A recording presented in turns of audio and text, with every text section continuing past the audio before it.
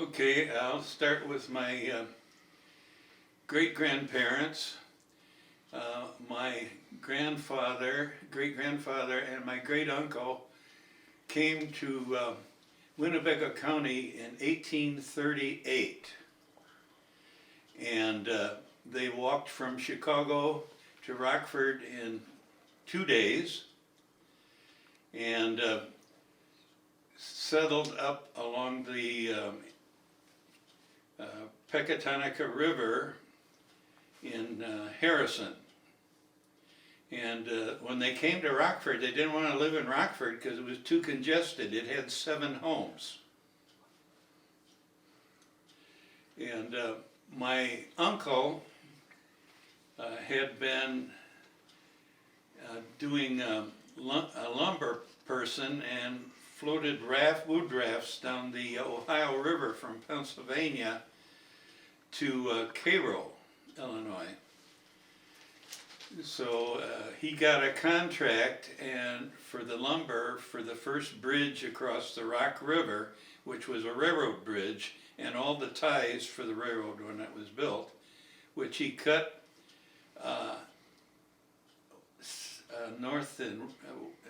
south and west of Shirlin and Harrison. And he floated them down the Rock River, the Peck River to the Rock River, and then the Rock River to Rockford. And he was a close friend of Kent and the founder of Rockford. He is also buried in the Phillips Cemetery next to Macktown, Stephen Mack. He was a close friend of Stephen Mack, and his one of his daughters married a Conklin, and that Conklin and he went out to Oregon in the mid-1800s, which undoubtedly took a little time. My grandfather was the youngest child of the second family that my great-grandfather raised. He lived in upstate New York where the Grover family went when they had trouble with Peter Stuyvesant, and cut a road to a new town where they lived until, and he was married, had 6 children, and his wife died, and one of his children moved out here in 1836. So he came out here to be with them, and he remarried and had 6 children of his own, of which my grandfather, who was born in 1847, was the youngest of the family. And the majority of that family are buried in the cemetery west of Shirland, along the road there. None of the stones are standing anymore. I went there with my mother when I was younger, and most of them were leaning up against the fence because they'd broken off, and one of them said, "Here lay Sister Sadie, died in 1842 of the galloping consumption." The galloping consumption, of course, was TB. Yeah, my father, parents were from Sweden. They both came to the United States when they were teenagers, and my grandfather on my father's side of the family ran a furniture store in the 200 block of East State Street. And my father tells that the Rock River was crystal clear when he was a young person. And he said often you would see somebody catch a carp in the river that when they hung it over the shoulder, its tail would drag on the ground. I don't know if that's a fish story or not, but yeah, it was called Midway, and they called it Rockford because it was a place where you could get across the Rock River in shallow water. The railroad bridge is right near where the dam is. I'm sure that it could have been. I don't know exactly where the ford was. I only saw one of my grandparents because my grandfather on my mother's side of the family was in his mid-50s when she was born, and she was in her 40s when I was born. And so I saw my grandfather on my father's side of the family, and he was in a dark room with a blanket over his shoulder sitting in a chair, and they didn't have nursing homes then, so. My grandmother on that side of the family was killed by a car at Longwood in East State when she was walking home from going to a store. She was elderly at that time. When would have that been? What? I don't remember the exact year. I was about 5 or 6 years old because I remember riding in the back seat of a police car going somewhere with my sister and my father in front and the policeman, and seeing a sawed-off shotgun on the strap to the back of the seat. So where did they live in that Longwood area? They lived on Royal Street, I think it's called. It's if you go past the what's that street? 9th Street, 6th Street, 6th Street, and East State. You come to a stop sign where a road comes in, and it's the second house from the corner where it turns and joins in there, and it's the front door has got a big oval glass in it. It's the second house from the corner. And that's where he was raised. He went to Jackson School. So did you grow up in Rockford or North? I grew up a lot of places. When I was in the 10th grade, I'd attended 10 different schools. Why? When I was in the 6th grade, I attended 3 schools. One school in Roscoe where there were 3 grades in my room. A school out in San Bernardino, California, where there's 65 children in my classroom, all in one grade, none of which any of had been born in California. And then I went to Jackson school in South Rockford, where I was a minority that year. California because of the military? It was during the Second World War, and it was supposedly a good place for getting jobs. My father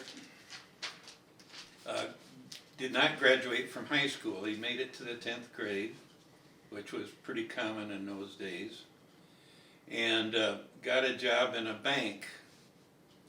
And he was there for quite a few years, worked up to the head teller position. And then in 1932, when the Big Depression hit, the bank went bust. He lost his job, all his savings, and they lost their home and had to move in with an aunt and uncle. One of my aunts or uncles. And my mother was a very cleanly person. She washed dishes in a sterilized pan. And she had to move in with this lady who, when she changed diapers, threw them under the bed. And from that point on, we were poor most of the time. The last house I lived in before I got married was in Loves Park. Its outside dimensions were 20 by 20, had an outdoor toilet, outdoor well, and was not even sitting on a foundation. It was sitting on cement blocks laid on the ground. So We were very, very poor. My senior year in school, I had one pair of pants and two shirts. I got a hole in my pants in chemistry class from acid, and I wore that the rest of the year. When I made National Honor Society, my father went out to a friendly loan company and borrowed money so I could have a suit for the ceremony. And in order for me to go to school, we moved out to Loves Park, and I started at high school in Rockford, and I was going to East High School. And I went to a school in Loves Park. Loves Park was growing real fast, and the Hamilton Center was the one school in Loves Park. It had 12 grades in it. The lower grades went in the morning and the upper grades went in the afternoon. And the teachers were basket cases. The math teacher gave all the boys A's and all the girls C's. The English teacher usually went home crying sometime during the day. And because I was entered in science, the science teacher gave me an A before I turned in my final test. So I wasn't learning anything. It wasn't worthwhile. So I told my father and mother that I wasn't going to go to school anymore till I could go to a good school. I was going to get a job. So my father went out and went to East High School, and they allowed me to come to East High School if I paid tuition of $240 a year. Now this was in 1940 something, and my father made $7 a week working in a factory. So he went and borrowed the money from a loan company, a friendly loan company, and I went to East High School for 3 years. It's the longest time I went to any school anywhere. And because I knew the sacrifices he was making, I applied myself and graduated 12th in a class of 380 students. What year was that? What year did you graduate? 1950. So in order to make ends meet, my father worked 8-hour shift at Madison Machine Works. He worked another 8-hour shift at Spangler Machine Company, and then set pens at the Elks Club all day Saturday and Sunday for 2 or 3 years. A lot of work. And he didn't have a car most of the time because he couldn't afford one. Okay, there are several things contributed to it. One time, my father, we lived at South 1st Street, right next to the National Lock Plant, near the National Lock Plant, and one Sunday he and I walked to Black Hawk Park to see the birds that were in the pond that was right by the cliffs there.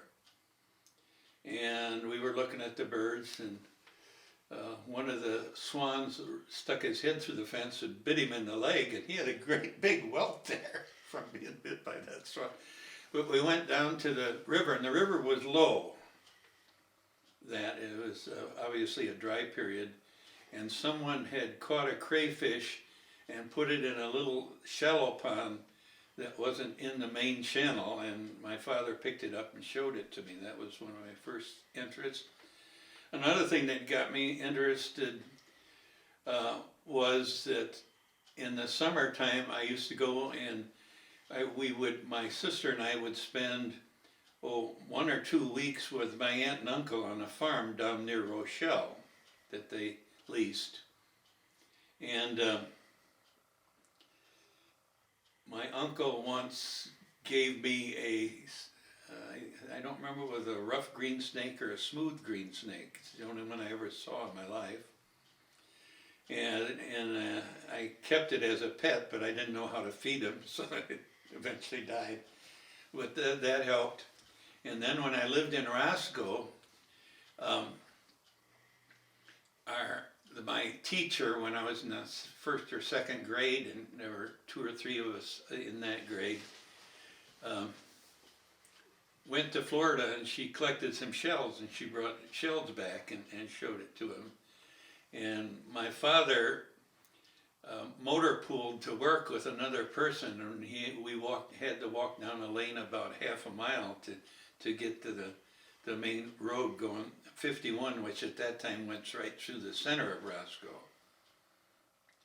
And he would occasionally find a snake and bring it and show it to me. And I think that's what got me interested in it. Plus, we usually lived where we didn't have any neighbors, because the reason we moved all the time is my mother couldn't get along with anybody. She was mentally ill. And so it was just my sister and I, and we would often in the morning leave early in the morning and come home after dark. And we wouldn't take any food with us or anything like that. We'd just go and wander around through the woods and along creeks and stuff. There are 2 creeks there. One has a rocky bottom and one has a sand bottom. Yeah. The one that runs on the south side of town, which used to be the south side of town, or through the middle of town, is the one I lived on. And it was east of Highway 51, about 1 or 2 blocks. And that's Old Highway 51, which ran right through the center of town.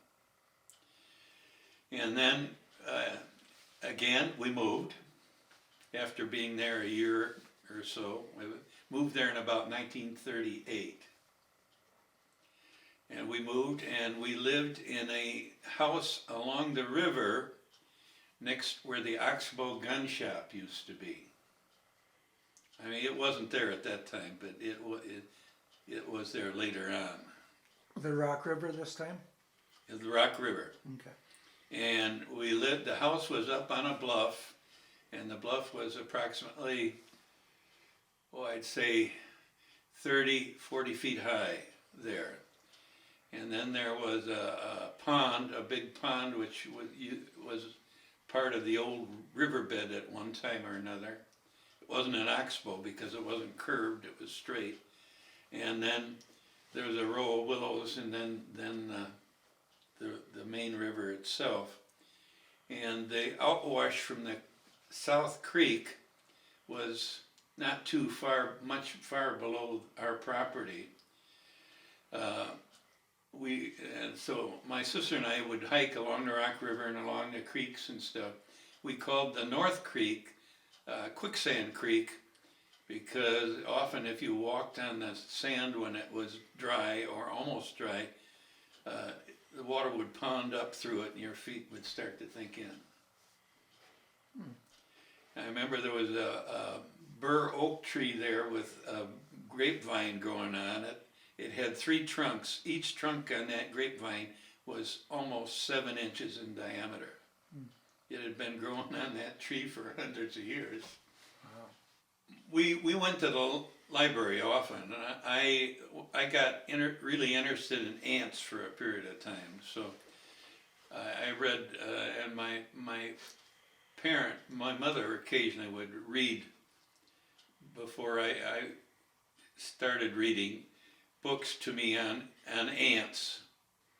And when I got interested in shells, and I remember her reading a book about shells to me, and there's a cowrie that is only 1 or 2 have ever been found in the world. And one of the books is a story about a guy that found the cowrie. And when he found it, he was so anxious, he picked it up. And cowries are poisonous. They have a dart. And he picked it up and it stabbed him, and people found him drifting in the boat with the cowrie there dead.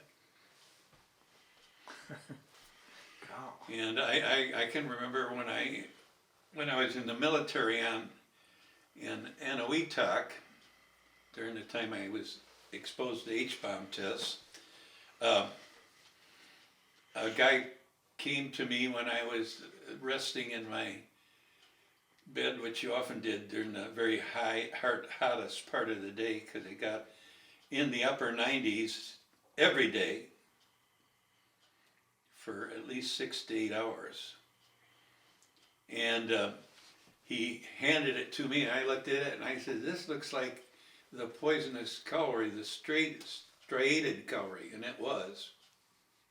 Still alive? It was alive, yes. Oof. And I wanted it for my collection, and I had a lot of big cowries that he hadn't been able to find, so I traded him 2 of those big cowries for this striated cowrie and have it in my collection now. But I got interested in nature because that's what I did. You know, we wandered around. For instance, I remember the date because it's the only one that's been definitely seen in Winnebago County. My sister and I left Rosk, started hiking along the river, the Rock River, from our house to Hononegah Forest Preserve, which as the crow flies is about a mile, but as the river goes it's 2.5 miles. And we came to a place, there was an old camp, we didn't know what it was, I later found out it was an old scout camp, and I almost stepped on a rough grouse, and it took off right out from under my feet, you know, and I can still see it today, the band on the end of his tail. That's,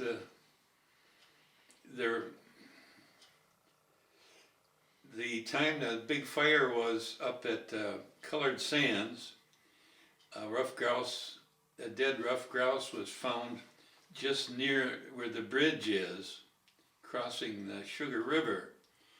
And the fire got very close to those houses there, that are there. And it was a gray phase one. And I don't know whether it was one that got hit by a car as it fleeing the fire, or whether it's one someone picked up in Wisconsin and threw out there. I'll never know that. But So they were uncommon here? the rough grouse is, one was reported at one of the forest preserves along the Kishwaukee River by John Bergstrom, who had a PhD in ornithology. But John saw refugious hawks every time he went out, and no other bird watcher has ever seen one in the state during that period of time. He also identified supposedly a slaty-back gull flying away at Rock Cut, and you can't identify a slaty-back gull flying away, so I don't know. Okay, so And people did report one calling at the banding station one time when we were out there banding. Linda heard it. and yeah, and bobwhite, were they around? They used to be. They used to be very common. There were 3 coveys of bobwhites by the banding station, and the coveys roost in a clump at night facing out. So if something comes, they all fly off in different directions and confuse the thing. And there were 3 coveys there, and at dawn they give a morning call, not the bobwhite call, but another call. And every time I was out there early in the morning, I'd hear those 3 coveys calling to each other, but they're gone from Winnebago County now. Well, my main interest to begin with was aquatic creatures. I would wade up and down creeks. Occasionally, my sister and I would go to the North Connecticut Creek, if that's what the name is. When during the dry periods, we dam it up, and that would dry the thing up, and then you could catch all kinds of little fish and stuff like that. And I kept trying to catch turtles, and the first turtle I saw stick his head up was right near the shore, so I reached down and picked it up, and I had it in my hand, and it started scratching my hand, and I dropped it. And I didn't catch another one for over a year. But I got to the point where I was very proficient at catching turtles, so I kept turtles as pets and fed them. And I did that for years and years. Huh. I did an experiment once.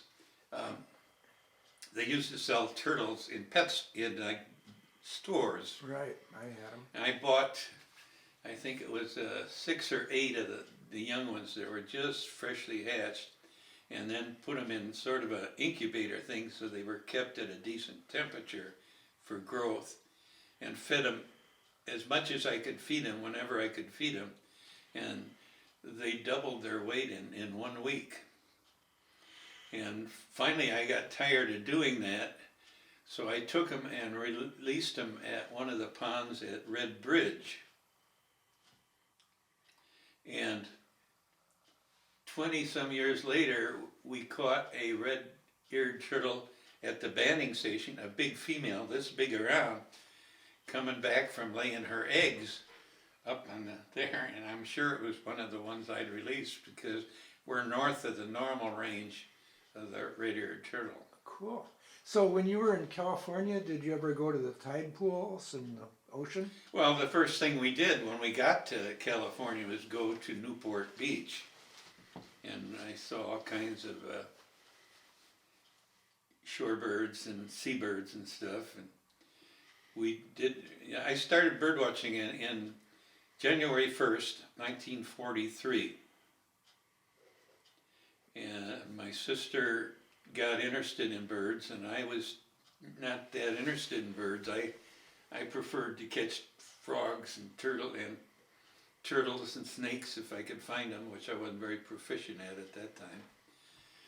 And when winter came, and I've got the book that got her interested in this thing here. I managed to find one in a used bookstore. It was Birdcraft by Mabel Osgood Wright. And she got interested, and she wanted me to go bird watching with her, but I wouldn't do it because I was busy doing fun things like catching crayfish and frogs and stuff like that. But when winter came, I consented to go with her, and I got interested.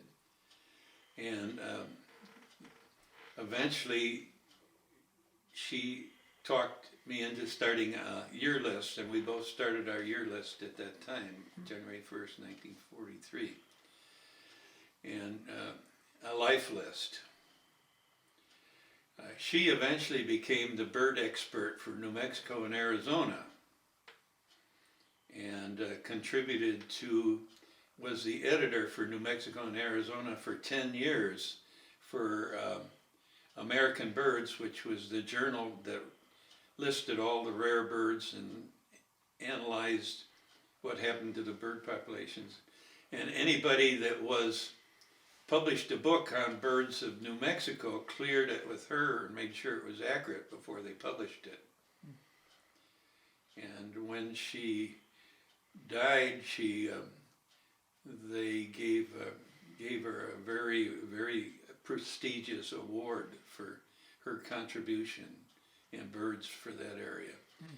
And she lived in Albuquerque, and they published a book listing the 100 most influential women from Albuquerque, and she was listed in that book and so forth because of her contribution to birds. Cool. Did your sister go to high school too? She went to the same school I went to too, but she graduated before. She was 2 years ahead of me.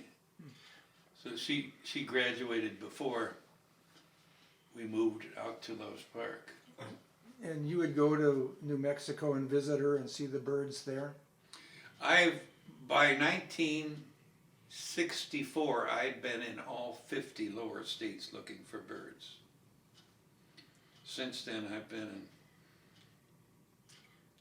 all the states, including Alaska. I've been to Attu Island, Alaska, which is further. Attu is further from Anchorage than Seattle is from Miami. I've also been to the Pribilofs twice, and Gamble Island, which is the island that's in between the 2 points of Russia and Alaska, but it's closer to Russia than it is to Alaska. You can see the mountains of Russia clearly from Gamble Island. Wow. I stood on the shore on Gamble Island and watched a whale swim by in the water that was, 20, 25 feet long, Did you see underwater. Wow. The water was crystal clear. Did you see any narwhals there? I did not, I haven't seen a narwhal or a walrus. There were walrus there. The Gamble Island is an Eskimo island, and they still live mostly like they did before any contact with I guess you could call it civilized or whatever you want to call it, people. And their entire winter meat supply is hanging on racks out behind their house. So the walruses are probably skittish. Well, they have an industry for the bird watchers that come there. They have middens that are full of the tusks of walrus, and they dig that ivory up and carve little things. And then the first day you're there, the persons with the most primitive ones come and visit you. Then the next day, the ones with more sophisticated ones. So everyone gets a chance to sell something. The last day, the most fancy carvings they sell, and they weren't cheap. 1948, and an old fella that was about 37, and myself, I was just out of, I was in the 10th grade, and Leland Alice went out bird watching. Leland Alice was one of my bird watching friends. Leland graduated from West High School, top of his class. He went to Purdue for pharmacy, graduated top of his class there. And then after being a pharmacist for a while, went back to school again and got his doctor's degree and graduated top of his class there. And the thing that he taught me was that you don't hesitate to ask questions. The only way to learn is to ask questions. He wasn't afraid to let people think he was dumb back in the days when all men, of course, had to be superior. They had to know everything and you couldn't ask questions. When I used to give talks to groups on birds, I was often gone 3 nights a week.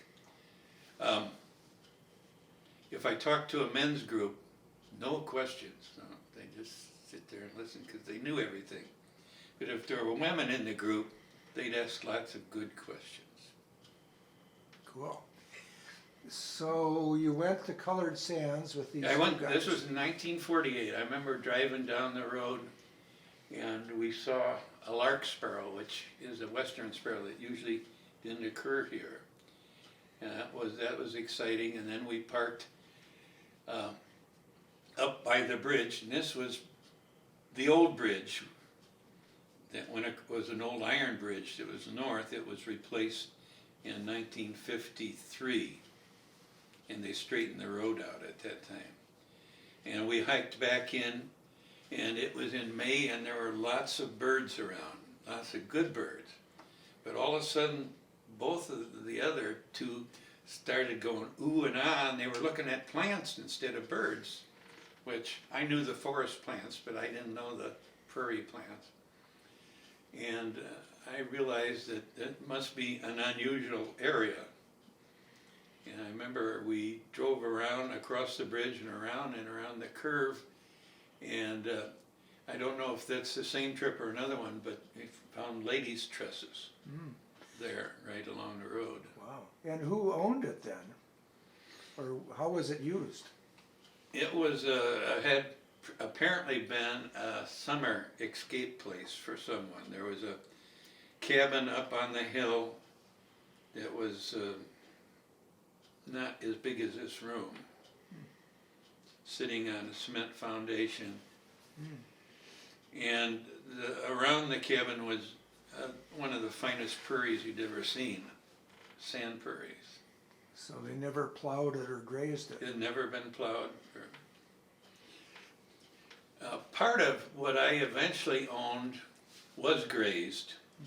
The part that, the first part that the Forest Preserve bought, where I banded birds.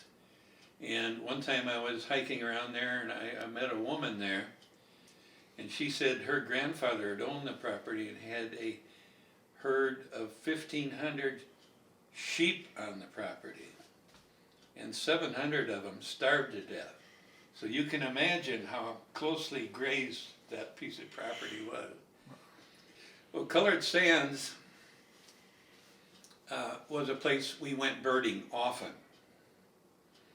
And there were four of us that went together. Dave Seal, who's still alive, Leland Ellis, who probably died from drinking too much.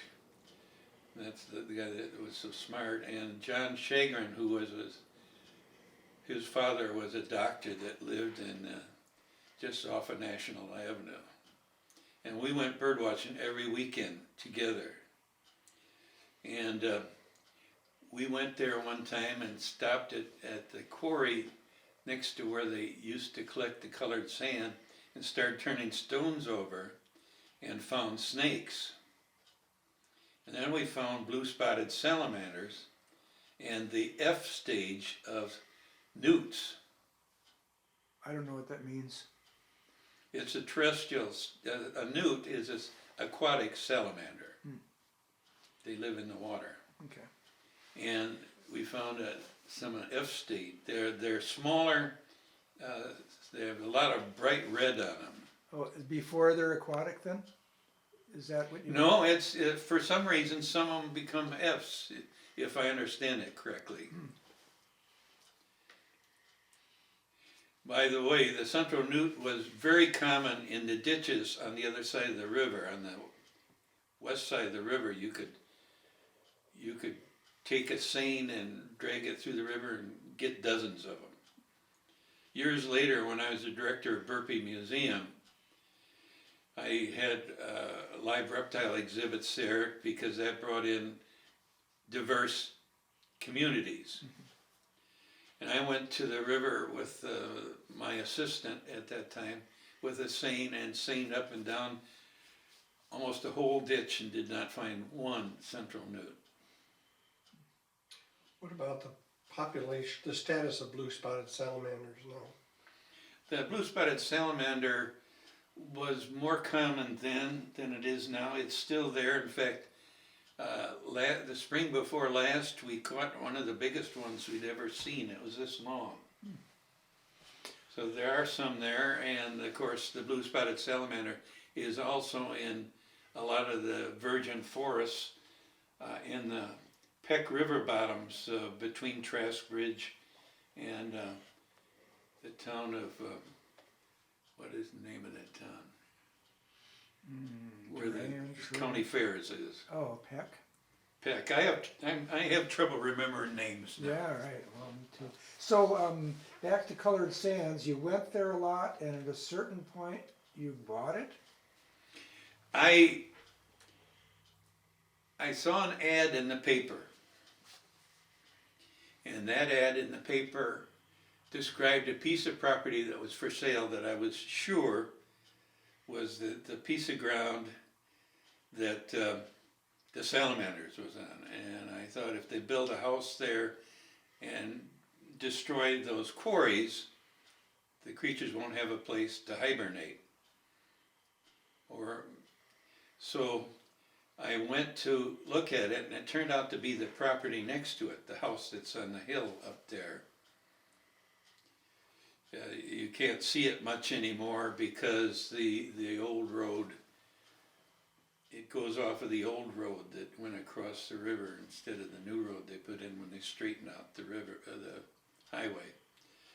And so I thought, well, I'd like to see it preserved, so I went to the county tax office here in Winnebago County and got the name of the person that paid the tax, and it was Olson, and he lived in Durand. So I wrote a letter to that person and said I was interested in buying it, and I got a call from a woman, and she said, "Are you interested in buying that?" And I said, "Yes, I am." "How much will you pay?" Well, I told her what the other properties around there had sold for, and she says, "Well, you're not interested," and hung up without telling me who she was, where she was, or anything. But I could hear factory noises in the background. And at that time, the only jobs that women had in factories were timekeepers and working in tool cribs. So I worked at the telephone company calling on factories, and so did 3 or 4 of the other salespersons. So I asked them to keep their eyes open for somebody that lived in Durand that worked in a factory in town.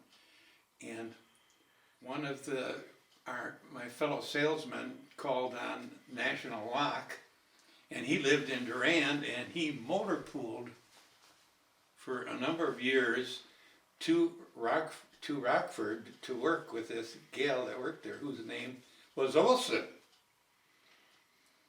So I found out what her name was now and called her. She didn't know how do you find out who I was? And it took me 1.5 to 2 years to convince her to sell it to me for 3 times what I sold it to the Forest Preserve for 20 years later. Why is it called colored sands? Why do they call it colored sands? Well, north of the Wisconsin border there's a lot of St. Peter's sandstone that's on the surface. If you go to up to the towns up there, a lot of the places you'll see big bluffs, and they're all St. Peter's sandstone. That St. Peter's sandstone was washed downstream by the Sugar River, and it was washed downstream to a glacial lake about 10,000 years ago that stretched from Rockton beyond Freeport. So if you go on Meridian Road, when you come down the hill before you get to the river, that flat area is the old lake bed. From time to time, the lake would dry up, and that sandstone that was washed down there, the prevailing winds blowing east would created sand dunes which stretched all the way from the Sugar River to the edge of Rockton. And so that St. Peter sandstone also appears on the surface in Colored Sands Forest Preserve and in the Sugar River Forest Preserve. The only 2 places in the county where the rocks are old enough, or maybe new enough. I can't remember which. No, I think Galena Dolomite's underneath St. Peter's sandstone. That limestone here is Galena Dolomite. Then there's Platteville limestone up in the Sherland area, and on top of Platteville limestone is the St. Peter's sandstone. St. Peter's sandstone is also the sandstone that you find down in the Dixon area. And the sandstone was quarried there along Yale Bridge Road? No, it was actually the Platteville limestone that they were collecting. And it was probably for the original houses, because it wasn't a huge quarry. It was just little places here and there where they dug in for it. Because there's that. Now, when I bought the property, I saved it from becoming a sandstone quarry. Because the day after I bought it, I went out there, and there were 2 guys up on the bluff having a fire, and they were talking about whether they were going to buy it or not. They were having a fire there, and I told him I just bought it. They asked me if I'd ever had the sandstone analyzed, that it was a high quality sandstone. And it was obvious they were thinking about turning the bluff into a quarry. The first purchase was 108 acres. No, the first purchase was the Olson property. That was 20 acres approximately. That's the part that became a nature preserve. All of that became a nature preserve. And then you did another purchase too? Yeah, shortly after that, there was an ad in the paper for a piece of property for sale by Tom Jones, the realtor. And it sounded like the property to the north, so I got in touch with him, and it was 106 acres. And so I got in touch with Tom Jones, and he wanted too much for the property. So I didn't do anything about it. And then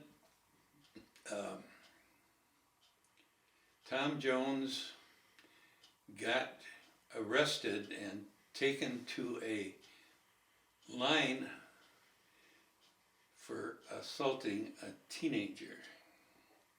And they picked him out of the line, and he had a trial. And his salesman insisted that Tom was an agent, that he was with him at that time, so Tom got off. And very soon after that, most of the pieces of the property that Tom had became the property of the salesman that was with him. And that caused him to have a shortage of cash, so I was sitting in a restaurant with the salespeople at a sales meeting, lunch for a sales meeting at the telephone company where I worked, and he came over and said, "I'm willing to talk to you about your offer." So I didn't have enough money to do it. I bought the first piece of property on contract and borrowed the down payment from my parents. And was paying on that. And then, so I went to Dave Seal, my friend, and said, "I'm interested in buying this. Do you want to go in with me?" He says, "I can borrow the money from my father, the down payment from my father." So I contacted Tom, and I reached an agreement on a price. And the down payment, and got to the point where we were drawing up the contract, and all of a sudden Dave Seal says, "I can't do it anymore." So that left me with no extra money whatsoever.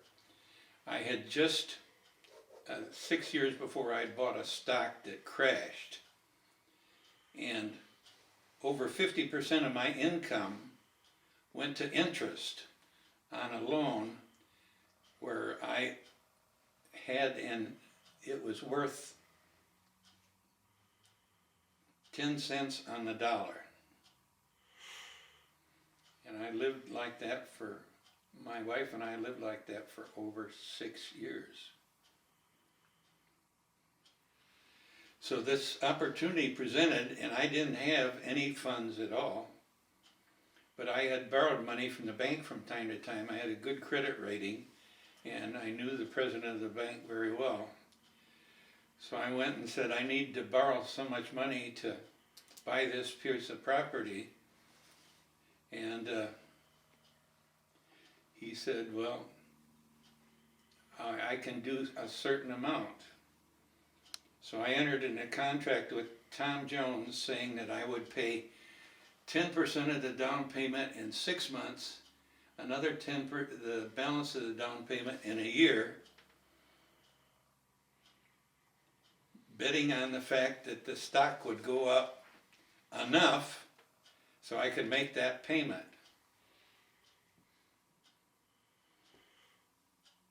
And it was a company that made aircraft, military aircraft, and they were designing the TFX-11, and it was supposedly going to get a big contract. So I bet on the fact they would get the contract and paid the money down and entered into agreement. And they did get the contract, and I made enough money when I sold it to pay off my additional principal, all the interest I paid for 8 years, and 2 years of salary, which allowed me to get out of debt, because I was that far from bankruptcy for 6 years.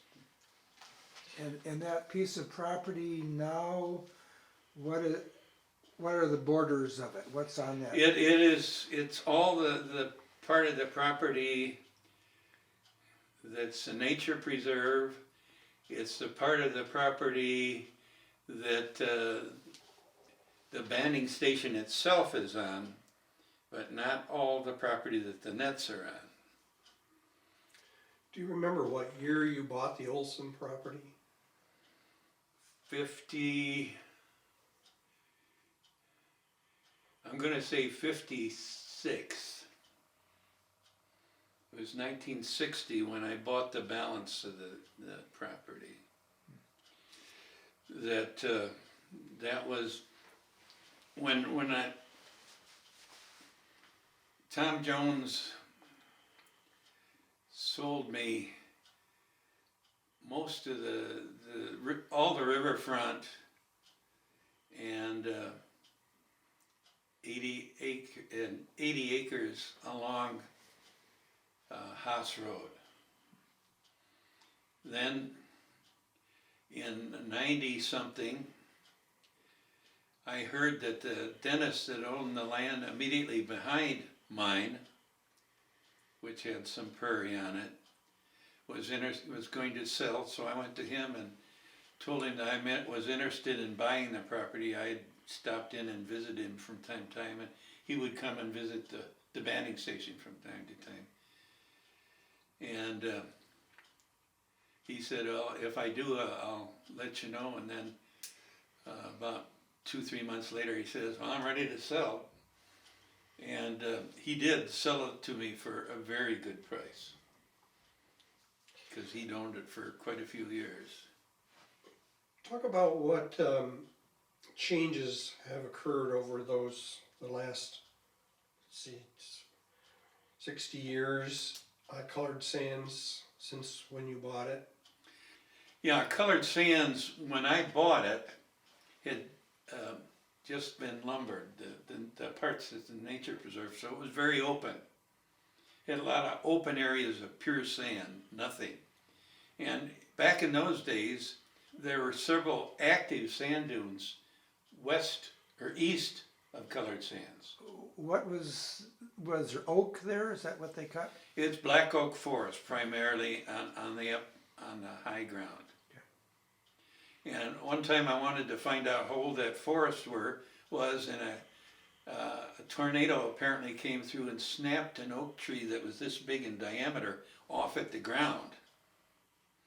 So I and a young man I knew got one of these old saws with a handle on either end, and we cut the end off so we could count the rings.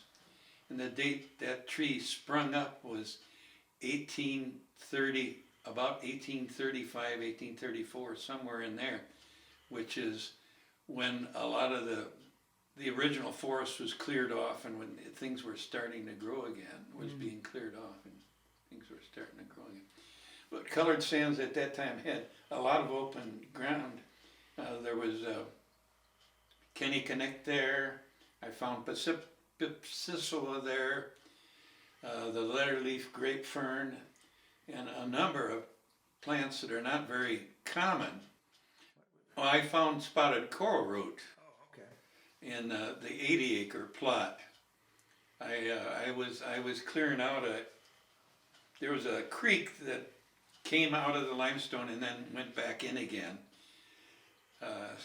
This groundwater apparently was flowing through, and it had created a creek, and it was attractive to deer during the dry periods, and at times it would look like when the deer were real common, looked like a hog lot. For about 50 feet around the thing. But up on the bluff I found, let's see, it was a foxglove, not Not the false foxglove, not fernleaf foxglove. The one with the yellow flower, that one? They're both kinds grew at colored sand. Cool. The fernleaf foxglove is a parasite on oak roots. Yeah. And I figured that might be decent prairie, so I started cleaning out the brush. There was a lot of various kinds of brush, not the really bad ones, but enough to shade stuff, and I started clearing that out. And one day when I was down on my hands and knees, selecting which things to cut and which things to keep, I found this coral root stalk. I started hiking around and I found over 200 plants, and some of the plants were a quarter mile apart, so Lord only knows how many were out there. I haven't seen any since, because it's an orchid that grows entirely underground when it sets up a flower stalk. So it was logged in the 1830s, and then... It was logged before I bought it again. Oh, so it was logged twice. Yes. At first I didn't know what the plants were, and at first I didn't know much about maintenance of prairies till I got involved with the Natural Land Institute. So, on a more knowledgeable basis, I was involved in the Natural Land Institute for quite a few years. I was on the board of directors for 32 years before my second term on the board of directors.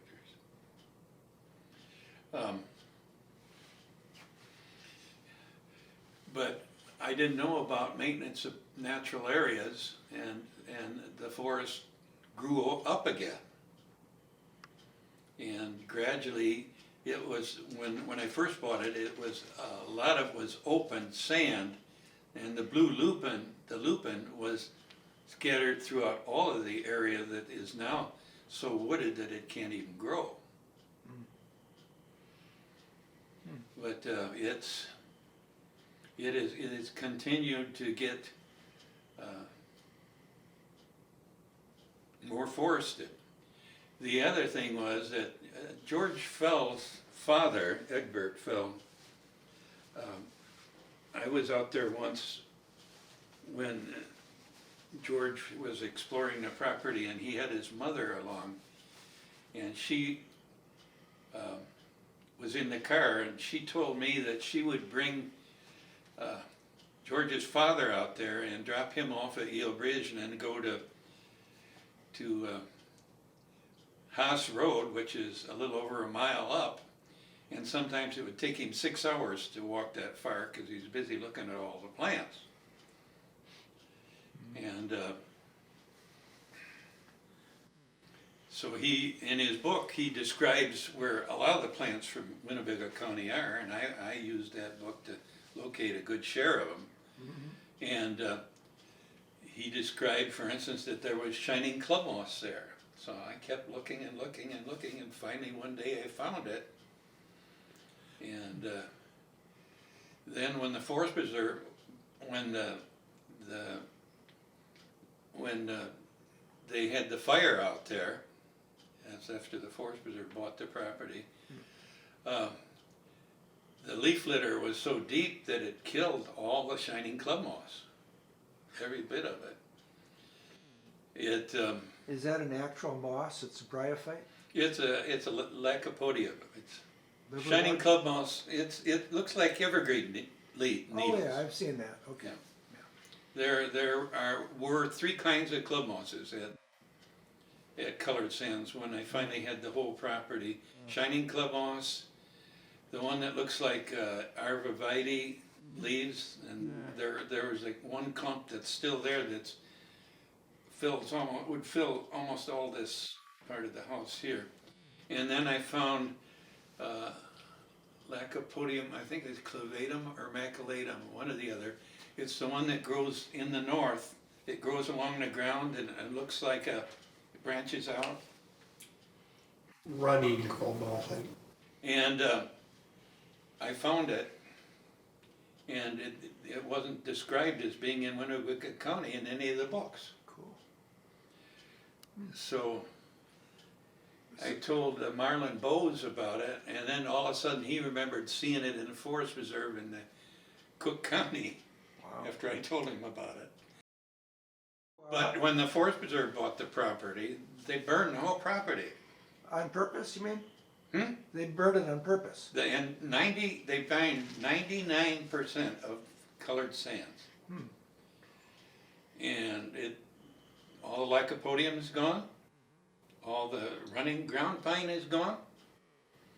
And I have not been able to find the leatherly leaf grape fern there anymore.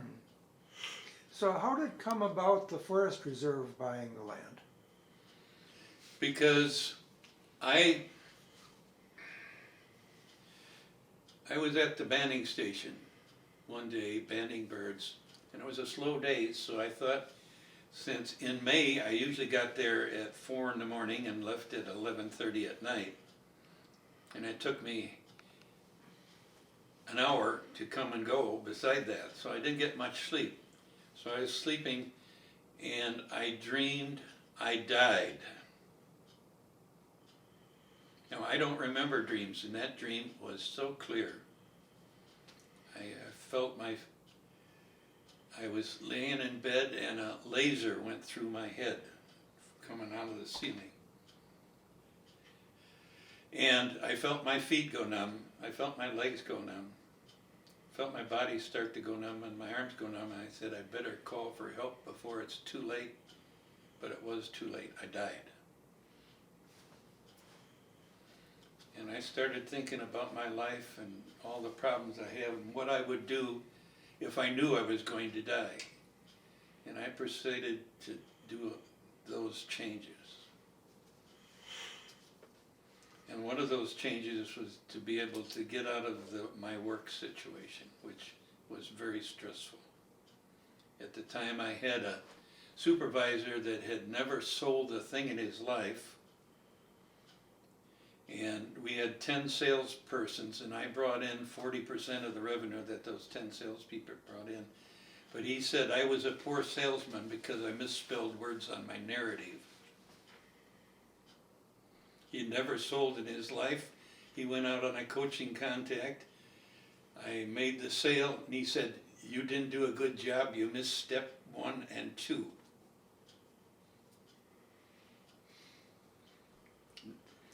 So I did things the way he did. He wrote a perfect appraisal on me, and I quit. And lived on my investments for 4 years. The things that I've seen happen through the years is, first of all, when I was born, a good share of the natural landscape was destroyed or being destroyed, because I was born in 31 and had started to be destroyed before I was born 100 years before. But there were still signs of natural stuff. You would drive along a road and you could find, for instance, if you went down Meridian Road and you came to that level area below, there were places where there were turf cap lilies still growing along the edge of the road. They aren't there now. You'd see purple coneflowers along the road, lots of places, pale purple coneflowers. You still can see some places, but they're not a lot of places. Mm-hmm. So there was still a lot of the natural landscape left. And but you go to those places now and you don't see it, because in order to keep a lot of these plants viable, you have to manage it. And you have to manage it for the plants.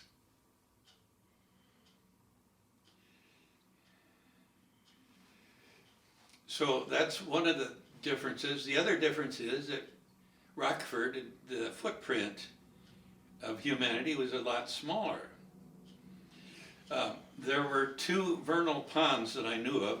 One was at High Crest and Alpine. That's where the High Crest shopping center and stuff is. That used to be total wilderness. There wasn't a house out there at all. In fact, when I was in high school, if I wanted to go and park with a girl and not be bothered, I'd go out there. And that vernal pond had so many frogs in it, in the spring, you could hear them calling as you drove by. South of Rockford, along Sandy Hollow Road, east of Alpine, was a vernal pond that was bigger, had fairy shrimp in it. It's the only place I've ever seen fairy shrimp. And it had tiger salamanders breeding in it, to the extent that if you wanted to catch them and collect them, you could collect 100 of them in a matter of minutes. There were so many tiger salamanders. That eventually that piece of property was bought by a business, and it was filled in with dirt, and now it's piled up full of junk and stuff. Yuck. So the footprint, I went to school at Alpine and East State for a year, and you could not see another house from Alpine and East State. The edge of Rockford was 20th Street. So, I remember George Feld showed me, I gotta try to remember the name of it, I can't remember, but there was some of it growing along McDonald Road, I think it was, out near where the state park is now, Rock Cut State Park. Sweet fern. Sweet fern. Yeah, okay. And then on the other side of the road was a big wet prairie that had standing water in it, royal ferns and all kinds of stuff. Wow. That's all been, good share of that's been filled in and is houses now. Well, I had this dream, so one of the things I wanted to do is to get some of this pressure off of me. I had the luxury of sleeping 3 hours a night most of the time. I was taking care of 6 rental units, taking care of both of my parents. I took my father to lunch every noon during my lunch hour, and I would go to a store and get something for my mother to eat. Had a child with cerebral palsy that had all sorts of medical problems, considerable worry about him. And a good share of that time I was in complete financial disaster. I lived with an ulcer for 15 years. And a very unsatisfying job from the management standpoint. I enjoyed dealing with the people, but in fact when I left, a lot of them came to me and said, "You wish you were back." So then you sold the land to the Forest Preserve and got some. It took me a hard time to sell it to them. You had to convince them? I had to convince them. I contacted them, told them that it was for sale. They said they weren't interested. So I put an ad in the paper, and I took 2 or 3 people out there, and I had 2 offers for plots to build houses for $2,000 an acre. And one of the people that came out and looked at it was one of the Forest Preserve commissioners. And he went back to the Forest Preserve and told them they should buy it. So I sold it to Forest Preserve for less than half of what I paid for it, and which was why I bought part of it for 100 and some an acre. And what year about did you sell it? 1974. Okay, and did you have an agreement at that time that you could still keep banding birds there? I had I sold it to the Forest Preserve with two stipulations. Item one, they should declare the south part a nature preserve, and it became the first nature preserve in the Forest Preserve system. And that people would be allowed to band there as long as there were people interested in doing it. Those were it was never written down, but it was a verbal agreement. When did you start bird banding out there? I put my first nets up to experiment in 1966. Now, when I bought the property, Dave Seal started banding hawks there before that. So I think it was 65, I think, was when I first bought that part of it. I'm not sure. Gets blurry after a while. The Forest Preserve decided they were going to have a field trip out to the banding station, the board of directors. And when they got there, the building was so full of people, visitors, they couldn't get in the building.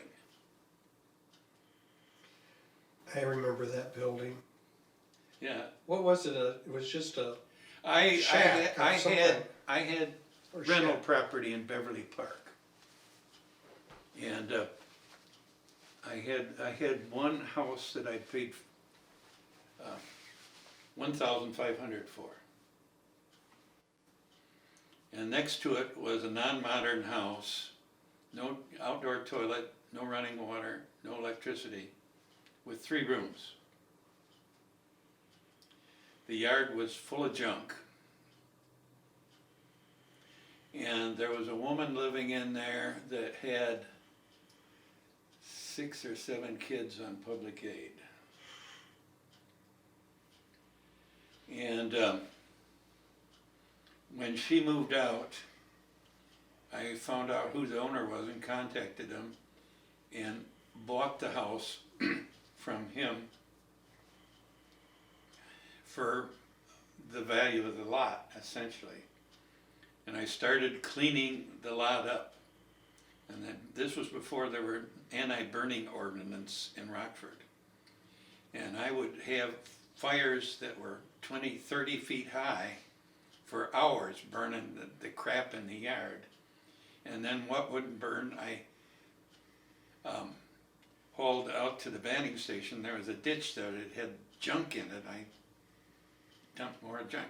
And some of that junk included the front half of a 49 Chevy, both fenders and the hood. And dumped it all out there and tore the house down. And Tom Ellis and I then, in between net runs, used the lumber for that house to build the first sizable banding building. Cool. So after the Forest Preserve commissioners visited and couldn't get in the building, what They did apparently got interested and they contacted me and we negotiated a sale, yeah. No, then you built the current building. The current building was built when the Forest Preserve owned the property. Mhm. They tore down the building and they had somebody come out to appraise it. And he said, what is this our structure for? Because he didn't want to call it a shack. We referred to it as a chateau, spelled S-H-I-T-H-O-L-D. But during that time, I started seeing natural things disappear, you know, the increase in the population, the pond where the frogs sang out there at High Crest became filled in when they built the church out there. And the pond was filled in down on off of Sandy Hollow where the tiger salamanders were. Wasn't there a wetland where the Nicholas Conservatory is now? Yeah, that was, you know, when I was a kid, when I first started birding, that was all wild country there. There were along the road were old wooden factories, 3-4 stories high, starting about where the conservancy is and going up a ways. And but behind there, there were places where when the river came up, it apparently had dug these ditches. And one of the ditches was the ditch that was behind my house when I lived in Roscoe. And some of them were mud flats, and that was great places for catching turtles, because the turtles would crawl in the mud and bury in it, and all you had to do was follow their track till it stopped and then dig down and you'd have a turtle. And the same thing was true of Love's Park. You know, the Shorewood Park was called Love's Park Woods, and it was a virgin woods. Or maybe not a virgin, I don't, you know, the trees could have been 100 years old. But the marsh was just full of all kinds of wildlife. I saw northern pike swimming in it, stuff like that. It was one of the best bird watching spots in the county was Shorewood Park before they bought it and took the understory out. So at Colored Sands, have any species appeared there that didn't used to be there? Yeah, turkey vultures, Sandhill Cranes. Badgers? Yeah, there was a badger that lived there for 15 years. I caught a least weasel there. I saw a mink running along the net run once. There were lots of reptiles there. Hognose snakes, blue racers. I caught a blue racer in my yard when I lived there that was 5 feet long. That's huge. So many fox snakes that one time I was in between net runs, I was resting on a blanket on the ground, and I reached back to touch the pillow, and there was a fox snake crawling across the pillow while I was sleeping there. And when I bought the house up there, there was a red-bellied snake under the garage door once, hiding underneath the rubber of the garage door. There were common garter snakes and Midland brown snakes, or decay snakes, whichever name you want to call them. No Massasauga rattlesnakes?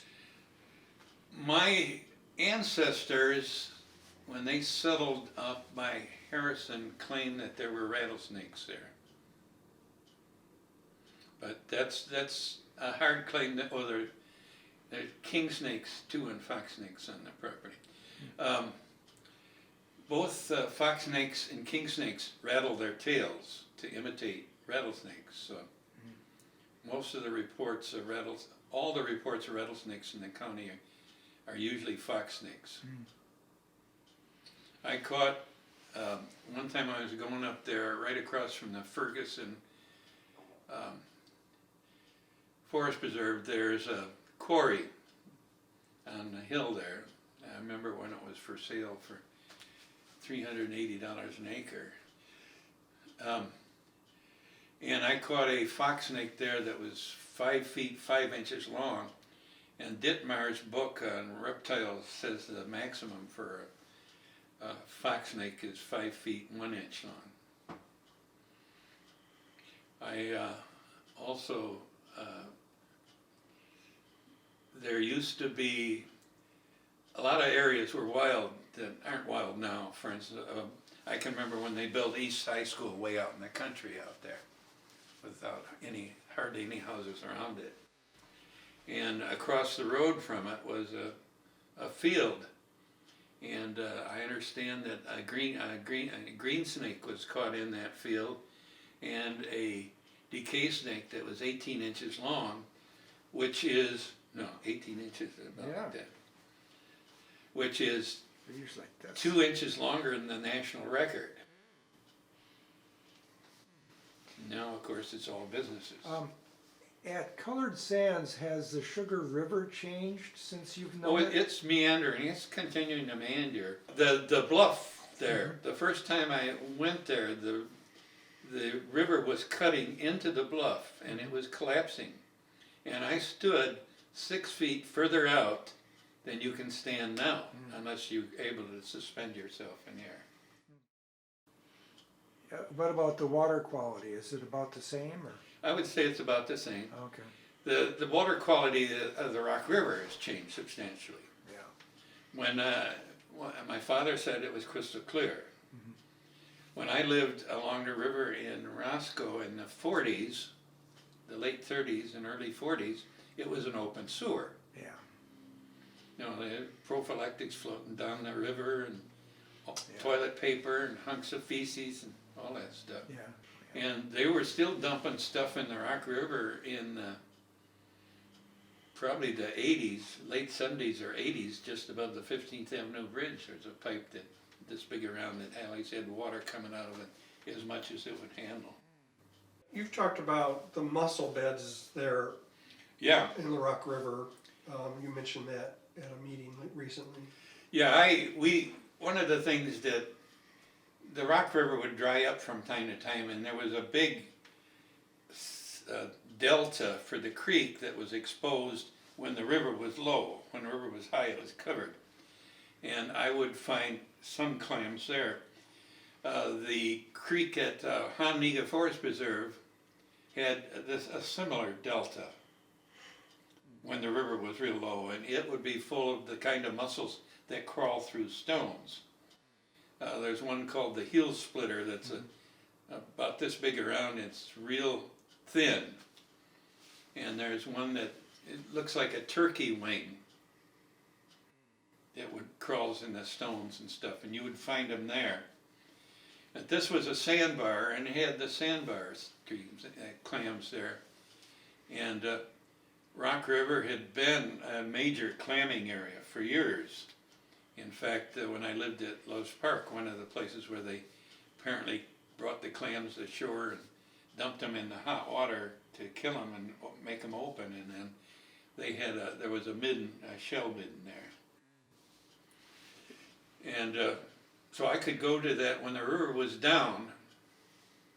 I could wade in water ankle deep, over halfway across the river, and it was just full of freshwater clams. Wow. Yeah, I would take a gunny sack, and if I could carry it, I could have filled it in a matter of minutes. And that's what happened to most of the streams around here. That the aquatic life is gone. South of north of Baxter. No, south of Baxter Road, Highway 51 crosses Kilbuck Creek. And my father used to take me down there, and there was a rapids immediately above the bridge, was full of rocks. And I could turn over rocks and catch 200 crayfish, one at a time, by hand, in half an hour. I bring them home, feed them to my turtles and stuff. I've been to almost when I was up looking at for clams, I looked for crayfish. I didn't see any crayfish. I'm not sure the crayfish that they were domestic. Somebody told me they were maybe introduced. There's an oxbow north of the Oliver property on the other side of the Peck River that is full of angelica and water horsetail and stuff like that. And it's interesting. There's streams that come out of the up ground, going over the limestone, and when they get to where the riverbed is, they sink down into the gravel. And those streams have sticklebacks in them. Yet those streams do not, when the river floods, it doesn't get high enough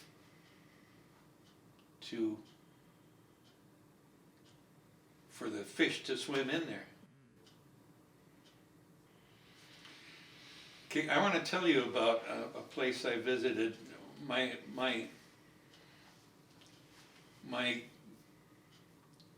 uncle and aunt lived in a farmhouse in White Rock, Illinois, which was just a few houses at that time. And across the road from it was a swamp, prairie swamp. It was full of angelica, there was skunk cabbage and stuff, and it was grazed. And I used to hike along that creek looking for crayfish and stuff like that. Found my first arrowhead along that stream years ago. And one time there was a limestone bridge along the road that the house was on, and it had iron railings. It was built in the 1800s sometime. And I found a queen snake crawling on the limestone rocks that were under the... Queen snake is a snake, it's fairly common further south, that lives on crayfish. And it can only eat the crayfish when they've shed their skin and they're soft. And I caught that queen snake and took it home. And at that time I lived up in Hutchins Park along the Rock River. And I hiked there, and I could catch a dozen northern banded water snakes by walking about 300 feet along that creek. They would jump in the water, and I'd just jump in, grab them, throw them up on the bank, and then pick them up. I'd often get bit, but they're not poisonous. And only once did one of the teeth break off in there and fester a little bit. Well, I caught a record one on Killbuck Creek along Highway 72 that was 3.5 feet long, 42 inches. Its head was as big as my two thumbs to sideways, that big around. Cool. I fed it pretty good sized sunfish that I caught in the sand pit in Moose Park, which isn't there anymore. Anyway, when I was at Burpee Museum, I went there to collect snakes for the exhibit, and I'd bring them back after the exhibit was over. And instead of walking 100 feet, I walked 2.5 miles down that stream and did not see one water snake, one queen snake, and the only sign of life I saw in the creek were a couple of bullfrogs. Which creek was this, the one in White Rock? The one that goes through White Rock. Mm. That's a natural area. They aren't, I don't know if you identified it in the natural area inventory, but it's a natural area. And they aren't grazing it anymore. So it's gotten So back. that is, that's the creek that comes from Rochelle. It looks like I was looking on the map. No, Rochelle is south of there. What county? It's north of Kings. It's Ogle County. It's north of Kings. It runs through Stemman Valley, I think.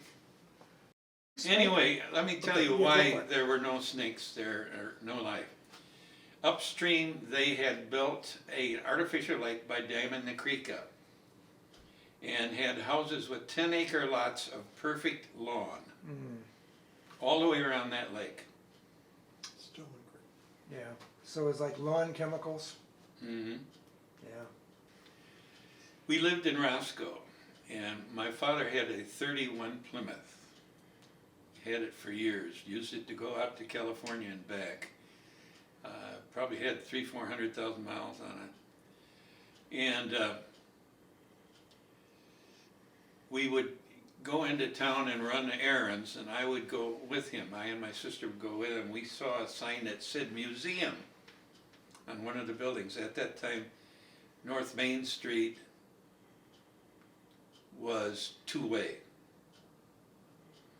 So one time in November, He dropped my sister and I off at the museum. At that time it was on the top 2 floors of the Victorian building. And he dropped us off and we looked at all the stuff. My sister and I looked at all the stuff on the 2nd floor. Then we went up to the 3rd floor. That's where all the mounted birds were. We were in heaven. They have probably 400 species of mounted birds. It was a large collection that was called the Veely Collection, which was acquired from the Chicago Academy of Science by the Beatty sisters. They gave it to the Rockford Library, which had at a museum on the top floor at that time. That's where the crocodile was and all this stuff. I remember my father taking me there when I was so short I couldn't look at in the cases that were as high as this table. Yeah, probably another thing that helped me become interested in nature. But they eventually bought that building for a park district office, and there was space upstairs, so the Nature Studies Society and another organization had a museum down in the park off of Montague. It's right near where the library is. And that collection then belonged to the Nature Studies Society, so that collection plus the Park District collection is what became the Burpee collection. And that's when I met Milton. He came up to see what we were doing up there so long, because we'd been up there for hours. And I then visited the museum whenever I had a chance, and I would listen to him to talk to people about nature. I remember him talking to a guy that collected arrowheads that saw the last passenger pigeon in Winnebago County. He was my mentor. He was the director, and for a while the only employee there. Then eventually he was able to hire some young people from time to time to help work on fossils, and some of them became very influential people. One guy discovered a new fossil in the quarry that's right along the piece of property now that the Natural Land Institute just acquired, that's outside of Rockton next to where Highway 2 crosses Old River Road. He found a new fossil and he named it a certain genus named Malbergi after Milton Malberg. Huh. I don't remember his name, maybe Linda does, the guy that was the fossil guy at the museum. I don't remember. But Let's he became a very famous geologist. Let's take a break. Yeah, Lee, you've been talking nonstop for an hour. But the black-crowned night heron was a common nesting bird in the county when I started birding. But now it isn't. Now it's very rare. Yeah, I don't know if I've ever seen one. I see lots of green herons, but I used to see them all the time at Loves Park Woods. I won the Young Artist Contest at Burpee Art Museum with that painting in 1950. and what kind of owl is that? It's a short-eared owl. My instructor wanted my paintings to show other students how to do things in ink, and that is the painting he kept when he retired. And there was an article in the paper about me. He called me and met me for lunch and said, I've been showing this to classes for years. And I won an art contest at the Sinisippi Audubon with that photograph of a Is that a goshawk. Oh, a goshawk. male goshawk. I majored in art in high school. Oh yeah, obviously it's great. When I was in school, I got the Young Artist Do Award. you know the date on the Rotary Award or the National Parks and Recreation? It was recent. Need somebody on this forest preserve that is not afraid to speak up when they're doing things like a park district. take my sister and I out and take us out, for instance, to Page Park. We'd hike in Page Park for 2 or 3 hours, and he'd sit in the car when it was below freezing and for 2 or 3 hours till we came back. Yeah. Both my mother and my father encouraged our interest in nature. What, they must have been interested in nature themselves, right? What, do you Well, know? I think a person that, from their generation, there was a lot more nature around, you know. When we lived in Haight Village, in a house that was built in 1885, there was a picture that was taken of it in the late 1800s or the early 1900s, and there was a cistern out in back, and that you could clearly identify compass plant Really? growing along the edge of the cistern. That's right. So that, you know, that was at one time either oak savanna or probably what it was, or prairie. Yeah, well, you want to know how I got associated with Burpee. Yeah. So I spent a lot of time at Burpee Museum whenever I got a chance to get there. And Milton got to know me, so when I was going to graduate from high school, he offered me a job as his assistant. And I worked as his assistant and helping the people at the Park District, at the Art Museum, as an assistant for them, the maintenance person and the secretary, for a year and a half, almost 2 years. And I was making not enough money to make ends meet living at home, let alone ever having a family or anything. And they told me, well, next year you won't get a raise. So my father got me a job at the factory where he was working, and I paid more in income taxes in 6 months there than I got in salary for the year before. And I was drafted into the Army and exposed to radiation from H-bombs. Came back, had a son with cerebral palsy, and got on the treadmill. You know, I was stationed, I took my basic training at, it was called Camp Gordon, Georgia at that time. Now it's Fort Gordon, Georgia, which is upstate in Georgia. The first time I went out, someone asked me where I was from, and I told them. They said, "Oh, you're a damn Yankee." But there was a lot of wildlife there, and then when I got to the point where I got leaves, my parents brought my car down, my 46 Nash, and every other weekend I would drive down to Savannah, Georgia, and go birding along the Atlantic coast. And I saw some unusual things. It's the first and only place I've ever seen a glass lizard, and a glass snake, they call them.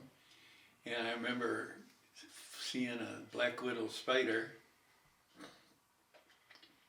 And but when you finish your basic training, you have to go on bivouac, which means you have to go out and camp in tents and stuff. And part of it is what they call the forced march. You put a full backpack on and you walk something like 10 miles or more. And so we'd been walking for, I think, about 4 or 5 hours, and they finally called a break, and I went over to the nearest tree and leaned against it with my backpack and looked up, and there was a red cockaded woodpecker 6 feet above my head, and I didn't see another one for another 40 years. It's a very rare woodpecker that lives in mature southern pine forests, in trees that are dead in the center and alive on the outside. And the thing that is beneficial to them is that the snakes that climb up the trees to eat their young will not climb past the sap around the opening of the hole, and that's why the tree has to be alive. Oh, cool. So what about in the South Pacific? Did you ever have a chance to see any wildlife there or no? Yes, I did. I went snorkeling. I was stationed on a square mile of sand in the South Pacific. The island was 2.5 miles long and between 50 and 100 feet wide. The highest point was 3 feet above sea level, so it was nothing more than a sandbar.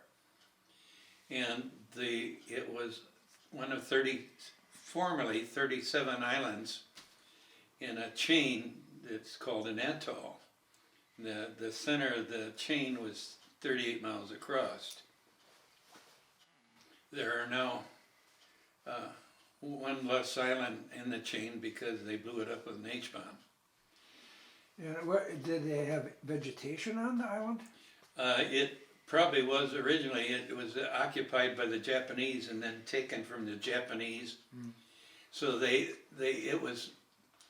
all of it was covered by something that was being used by the military.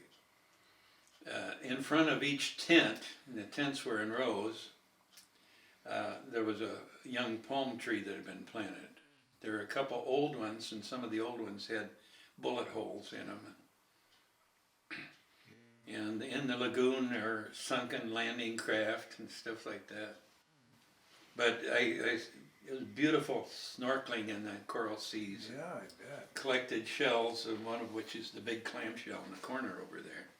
So how far away were you from the explosion when they blew up the bomb? 80 miles. Mm.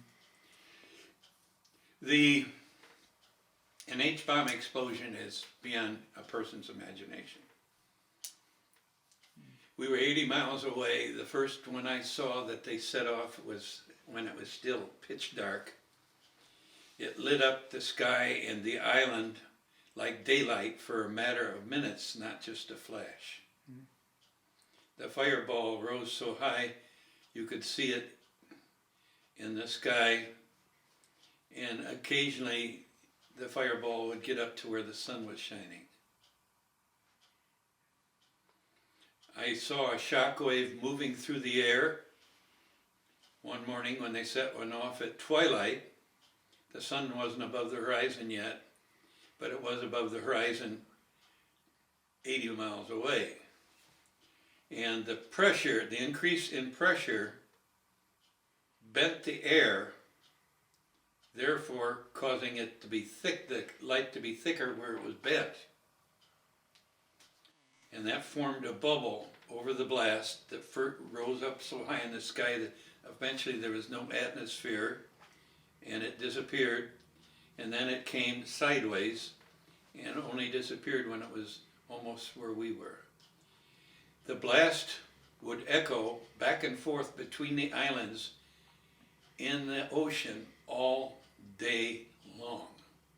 Both islands were in deep, deep water. It was water was 2.5 miles deep, I think, or at least 1.5 miles deep, where the Inuitak Atoll was.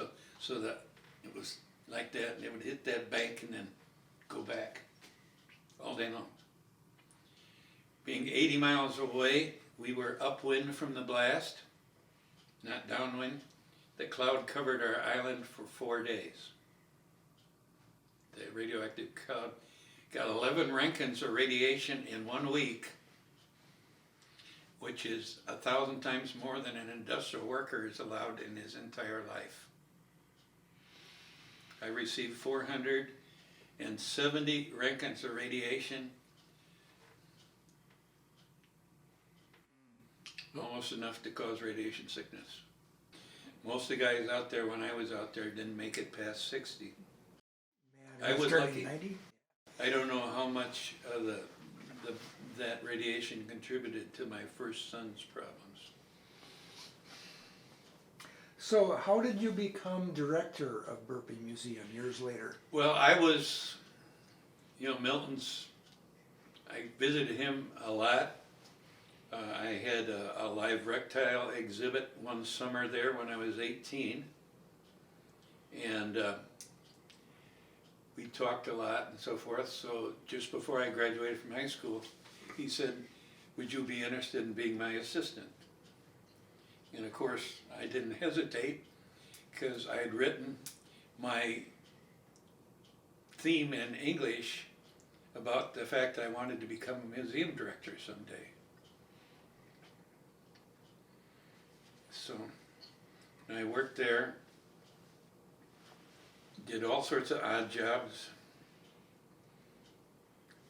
ran the mimeograph machine, sorted mail, helped Buford clean, helped them judge the art shows by moving the pictures around for them and so forth at the art museum, label fossils, label minerals and things like that, talk to groups. But I couldn't make ends meet, so I had to leave.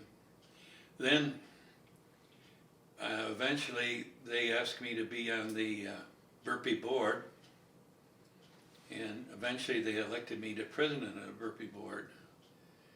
And then Milton was getting into his late 80s and was having trouble doing a lot of things.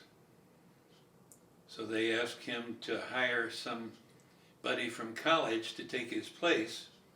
He said, well, I can't hire anybody from college because in order to be director of a museum, you have to know a lot about nature and lots about various fields of nature.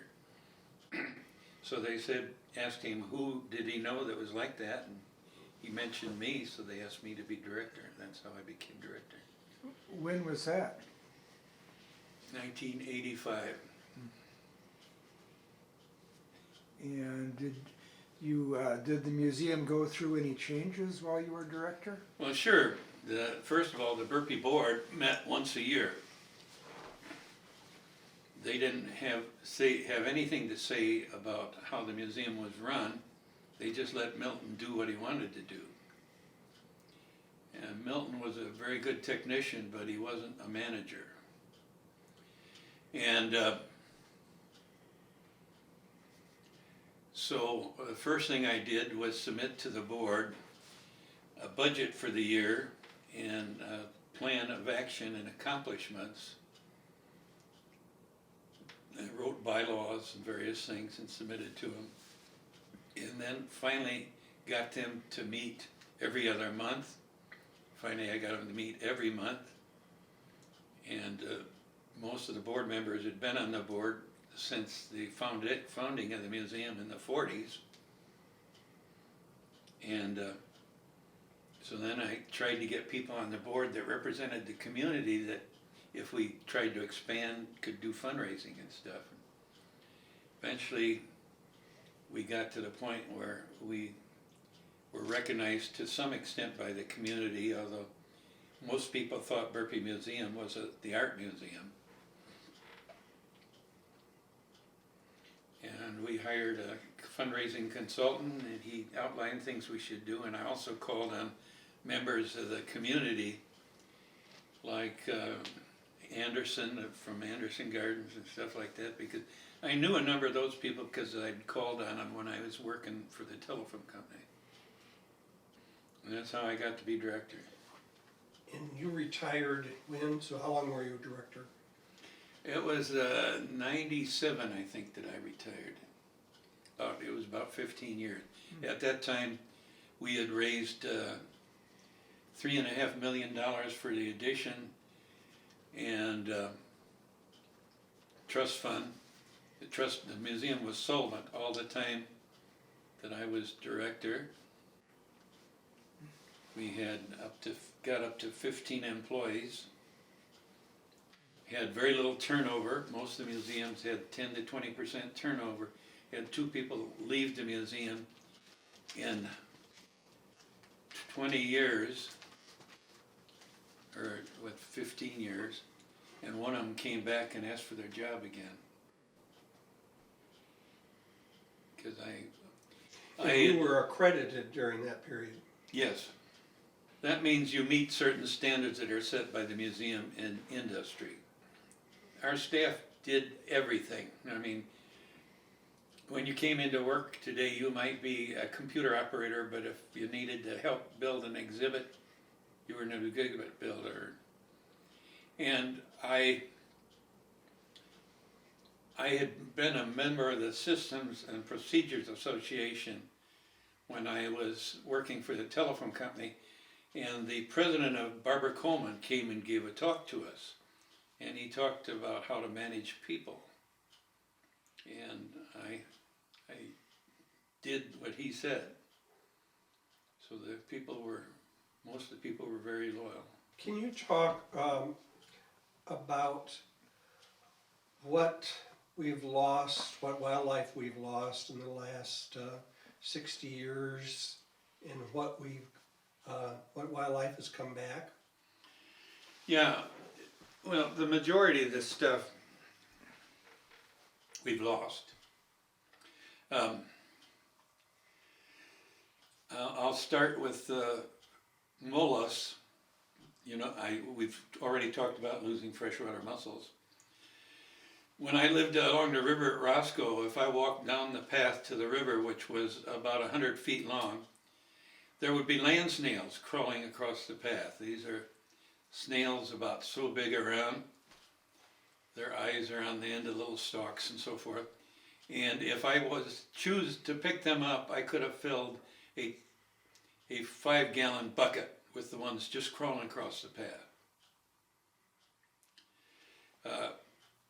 In the last 40 years, I've seen 6 land snails.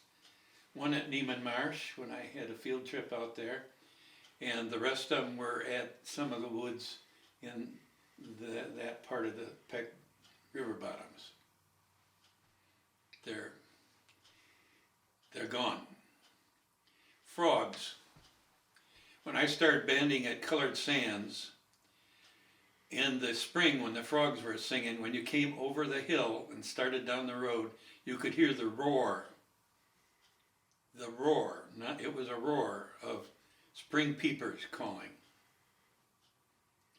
In 1980, 1990, I think it was, we decided we were going to have a special function for people on the Halloween night, and we called it Night Sounds. So I went out to record spring peepers at the same time.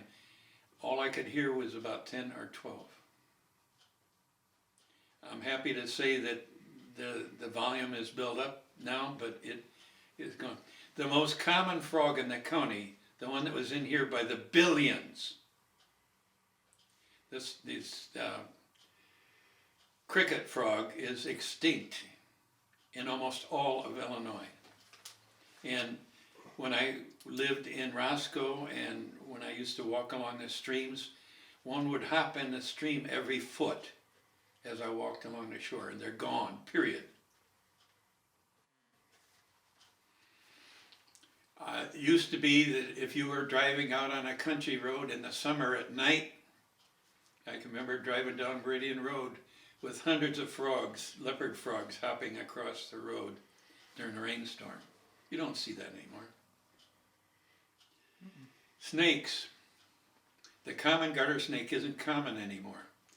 One time, Daryl and I decided we'd count and see how many garter snakes we could find coming out of hibernation up in the Sugar River Valley, and we found 275 common garter snakes. Now you're lucky if you see one every once in a while. The trails at the banding station are sandy. When a snake crawls across it, it leaves a track. We don't see snake tracks across the trails anymore. We still see an occasional hognose snake, occasional midland brown snake. Occasionally we'll see a young fox snake, but they're gone. You think, is that tied to the decline in insects? It's tied with partly the decline in food supply, and it may have a relationship to burning.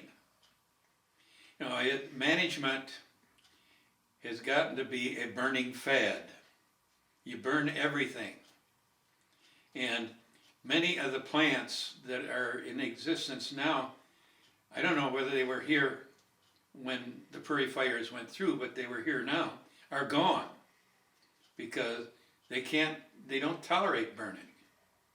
There were two species of plants at Colored Sands, the ground pine and fern, that grew nowhere else in Illinois that's gone because of burning. One of the best examples of something that's decreased are the yellow butterflies, the alfalfa butterfly, roadside butterfly, sulfur butterfly. They used to come up out of fields like clouds. I think I've only seen 2 or 3 this year. What about birds? Well, birds is a disaster now. When I started banding at Colored Sands, I had 20 nets. I banded between 8 and 12,000 birds a year. Now, it got up to the point where we had 100 nets, and when we stopped using 100 nets, we were lucky if we did 6,000 a year. The average year was 4,000. I can remember sitting at a Natural Land Institute on George Fell's back porch, which was right next to Burpee Museum, and his trees being full of warblers that had landed that night, that morning. You don't see trees full of warblers anymore. The only places where you can find trees full of warblers is in places where they fly in along long areas where they can't land, like the ones that fly across the Gulf of Mexico. As soon as they hit shore, they've got to rest because some of them have been flying for 21, 23 hours. So you can go to those places, and during the migration season you can see lots of birds. But elsewhere, no. And anyone that's been birding a long time remarks about that. In fact,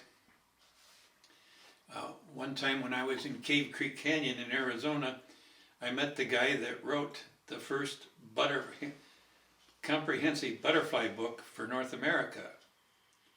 And I was telling him at that time, which was in about 67 or somewhere around there, that I was seeing decreases in bird population. He said, "You'll never see decreases in butterflies because they have so many young that it doesn't matter what happens to the environment." He had no idea what effect that we would have on the natural world. I can remember when we first lived at Roscoe along the river. I went down there and somebody had caught I think it was a short nose. It was a gar that had a beak this long. Is that short nose or long nose? You don't know. One of them anyway. Yeah. They'd caught, and because it was a garbage fish, they'd just thrown it up on the bank and killed it. I doubt if there's any gar left in the Rock River. What are some examples of the bird populations that have dramatically decreased in the last? Well, basically, warblers, neotropical migrants are the ones that have gone the furthest, or birds with special habitat requirements. I can remember when we used to see a number of Bell's vireos in this county. A Bell's vireo is a western prairie bird. You would find them at Cyril's Prairie. There were a number of them at Rock Cut. Well, now Rock Cut has been taken over by the honeysuckle. The Bell's vireo is gone. They nested along the roadsides in raspberries. If you're a responsible farmer, you don't have any brush in your roadsides. It would be ashamed. You'd probably be kicked out of the thing. What about bobolinks and grassland birds? Okay, yeah, the grassland birds are some of the ones that have decreased the most. I will say the Henslow sparrow and the clay-colored sparrow, it now nests in the county. I found the first clay-colored sparrows nesting next to the Blackhawk tree farm. But the western meadowlark was almost as common as eastern meadowlark. It's gone. The bobolink was almost as common as meadowlarks. It's restricted to a lot of areas now. Upland sandpipers? The birds that nest in mature, the Cerulean Warbler. The Cerulean Warbler used to nest in almost any woods in the county that had mature trees. They even nested in the trees along the river at the banding station. They have disappeared from a good share of the county. Sugar River Forest Preserve always used to have a population of anywhere from 5 to 10 pair. In fact, a fellow that I was on Attu Island out in the Aleutian Islands hadn't seen a Cerulean Warbler, so I told him to come to Rockford, and I took him out there and showed him the bird in a matter of minutes. There hasn't been any there. And some southern birds are coming further north now. That's a change. The orchard oriole was a rare bird. You're lucky if you saw one. I saw my first orchard oriole in the county after 20 years of birding here. And that's not just going out occasionally, that was every weekend. And now we band at the banding station 10 to 30 a year. It's a southern bird, come north. See, there's some more. Well, the bigger birds are increasing in population. Used to be that you were lucky if you saw a bald eagle every 5 years. The bald eagle is now more common in the county than the red-tailed hawk. Really? Sandhill Cranes. I saw my first Sandhill Cranes at what is now Nigrin in 1960. The first, it was just a pair migrating, 20 birds migrating over. Now there's over 20 pairs nesting in the county. Turkeys weren't in the county when I started birding. So big birds are doing well, small birds aren't doing so well. Hummingbirds?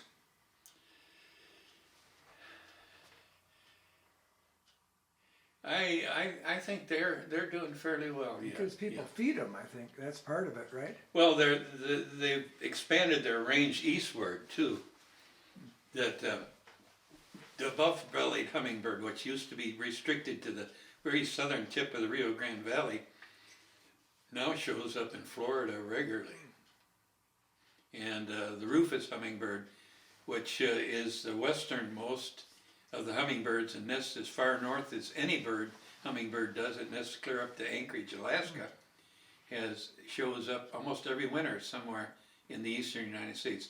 One was here in this county for a month and a half. What about the effect on climate change? Some predict that black-cap chickadees will no longer breed in our area because of climate change in the future. I don't think that's the case. I think they still breed in this area because we're at the very southern end of their range, and their range extends up into Canada. Although the ones that nest way up in the northern part of Canada do migrate south, but they don't come this far south. Because if they did, one of the ones we banded would have showed up somewhere else. Have you noticed a change in mammals over the years? Mammals in the county? Well, the beaver wasn't in the county when I started. I remember when I came back from the Army, I went to Killbuck Forest Preserve. And down in the lower part of the Forest Preserve, I found a willow tree that had been chewed on by a beaver. So I went and told Milton at the museum about it. He wouldn't believe me. He said, they've been gone for way over 20 years. He says, I don't think so. Well, they moved in, and as it is with most any species that moves into a new area, they increased in number. And they were everywhere.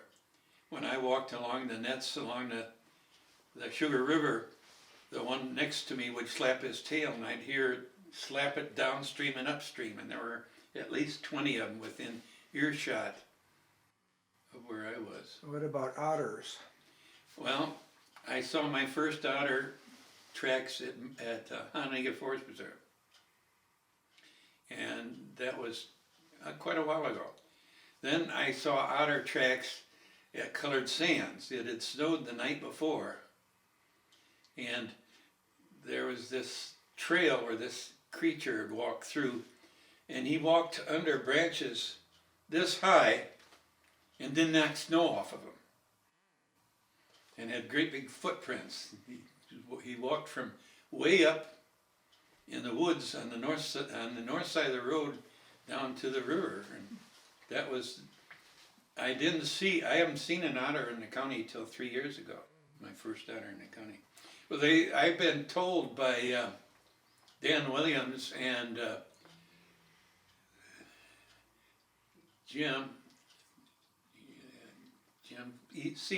Severson, Bob Severson, that they'd seen otters south at Sugar River Forest Preserve. I saw 3 of them later at Nigrin from the platform. I'd like to say that there are a lot of things that you see now that you don't see sometimes. And you see southern things. For instance, when I lived out on Yellbridge Road, I found a witch moth in my garage. It had flown in the garage, and I closed the garage door. He flopped against the window till he died. A witch moth is restricted to the very southern part of the United States. Wow. What about Carolina wrens? Well, the Carolina wren was, and the Bewick's wren. Bewick's wren is a prairie wren. It was a regular bird here. I saw a number of Bewick's wrens. I had one when I lived out by the 5 Points.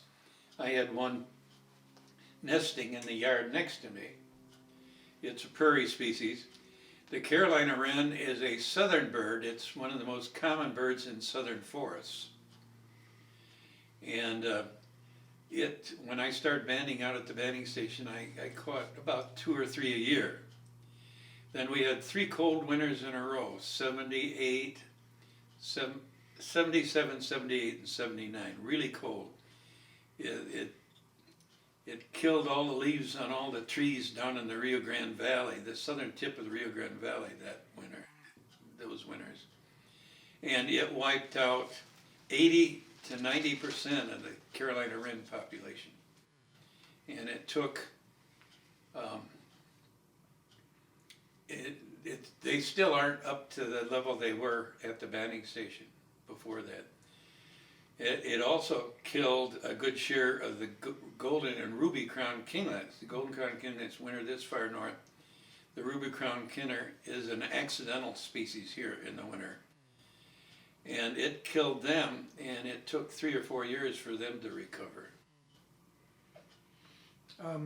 Did you ever see a prairie chicken in this county? I don't know. When I lived in Loves Park, Forest Hills Road, the hills were all still virgin prairie, or mostly virgin prairie. I mean, 99%. And one time was driving down there, and they just finished building the American chickle plant, and 4 grouse-like birds flew across the road. They may have been prairie chickens, I don't know. Prairie chickens existed in the county until 47 or 48 up at Yale Bridge. And they were along the Harlem Hills prairie and along the Rock River north of Ralston Road. Don Prentice, who started the bird cub, claims he's shot the last prairie chicken. Milton told me there were prairie chickens at Yale Bridge, and I got a hold of some old Illinois Audubon bulletins, and they described prairie chickens being it. Would that have been in that low area west of the Sugar River, or where? I would think it would be the low area. They might have, because I'm not sure it was open enough for a booming ground on the other side. It might have been south of Yale Bridge Road, because there were hills there where there was prairie willows. I saw a prairie willow on north of Haas Road when I was on a field A prairie willow, the tree you mean, a willow? It's a willow tree, a mature one gets this tall. Oh, wow. So that's one of the changes that has occurred in this area is the larger willow. I don't think, is it the black willow or? Yeah, The black willow. It used to grow along almost all the streams. At Clay Ponds there, along the creek there was 2 or 3 of them that were about 3 feet in diameter. you know. Well, they're that's great. why they're so good for birds, because they're broken, they got a lot of places for insects to hide and stuff like that. And so many people want to get rid of willows and prairies and stuff because they spread from roots and are a nuisance, but in order to create a healthy ecosystem, you need them in there. There's a number of birds that only nest in willows.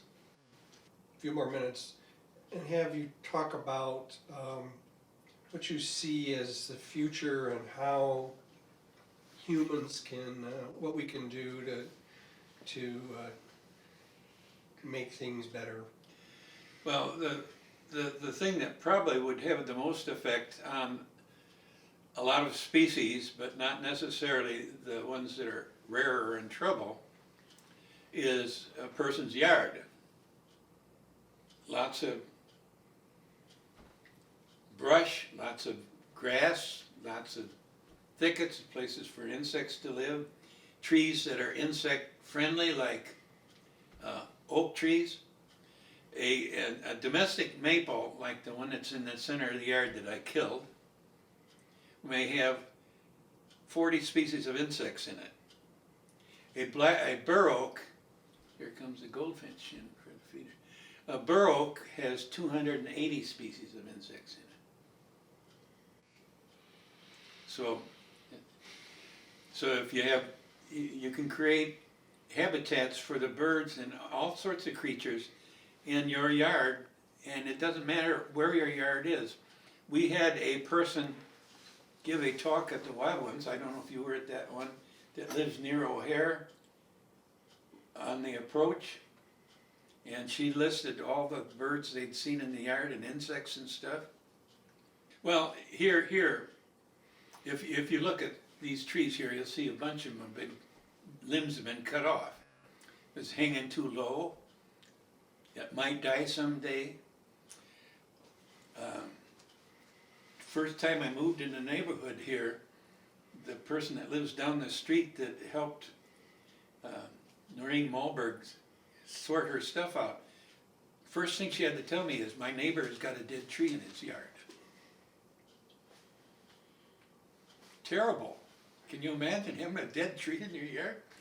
Some people even have dead branches in their trees. One more thing about nature education. You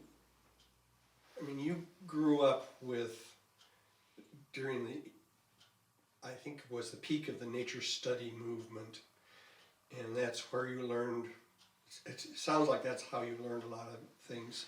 But nowadays, a child in school is lucky to get a field trip in 5th grade out to Atwood or Severson Dells, and that's the extent of their nature education. That's part of the Rockford school system. They don't do a lot of field trips. We had that problem at the museum too. We had more visitors at Burpee Museum from Chicago, more groups from Chicago than from Rockford or the immediate area around here. Mm-hmm. They drive all the way out here for our education. So what do we need to do different? Do we need more nature centers? We need more the problem classroom for nature isn't lack of education, it's lack of being in it. You don't learn to love something you aren't exposed to. And when I lived in Roscoe, my sister and I left the house in the morning, returned at night. And we learned to love nature. I've had groups out to the banding station that have said, is it safe to walk on leaves on the ground? They've never in their life walked in a anything but a mowed, raked lawn. Or a sidewalk. Yeah. Or a sidewalk, yeah. Yeah. So, are they gonna appreciate nature? There's an example of lack of knowledge of nature on television at the present time. There's an ad where some kid is making creatures out of silly putty.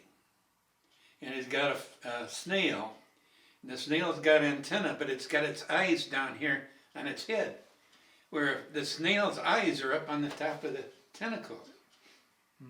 So, and the people that do ads and newspaper reporters and advertising people, I think are probably the poorest knowledge people about nature there is. Okay.